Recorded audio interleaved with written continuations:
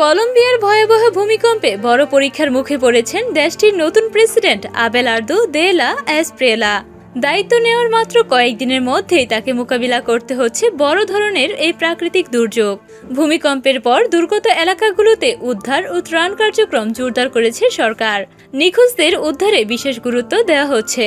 সাংবাদিকদের প্রেসিডেন্ট দে লা এসপ্রেলা বলেন, তাদের প্রচেষ্টার মূল লক্ষ্য এখন নিখোঁজ ব্যক্তিদের খুঁজে বের করা।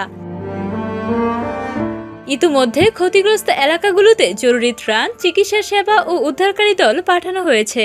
ধ্বংসস্তূপে আটকে থাকা মানুষদের উদ্ধারের পাশাপাশি ক্ষতিগ্রস্ত সড়ক ও অন্যান্য গুরুত্বপূর্ণ অবকাঠামো দ্রুত সচল করার চেষ্টা চলছে। ভূমিকম্পে ক্ষয়ক্ষতির পরিমাণ মোকাবেলায় দেশটির পাশে দাঁড়িয়েছে আন্তর্জাতিক সম্প্রদায়। যুক্তরাষ্ট্র সহ কয়েকটি দেশ উদ্ধার ও ত্রাণ কার্যক্রমে সহায়তার প্রস্তাব দিয়েছে। এর মধ্যে যুক্তরাষ্ট্র প্রায় $1,55,00,000 জরুরি সহায়তা দেওয়ার ঘোষণা করেছে। পাশাপাশি মেক্সিকো ও এল সালভাদোরও উদ্ধার ও ত্রাণ কার্যক্রমে সহায়তা পাঠানোর উদ্যোগ নিয়েছে। নতুন দায়িত্ব নেওয়ার পরপরই এমন ভয়াবহ দুর্যোগ প্রেসিডেন্ট দে লা এসপ্রেলার জন্য বড় চ্যালেঞ্জ হয়ে দাঁড়িয়েছে। এখন নিখোঁজদের উদ্ধার, আহতদের চিকিৎসা এবং ক্ষতিগ্রস্ত মানুষের কাছে দ্রুত সহায়তা পৌঁছে দেওয়াই সরকারের প্রধান অগ্রাধিকার।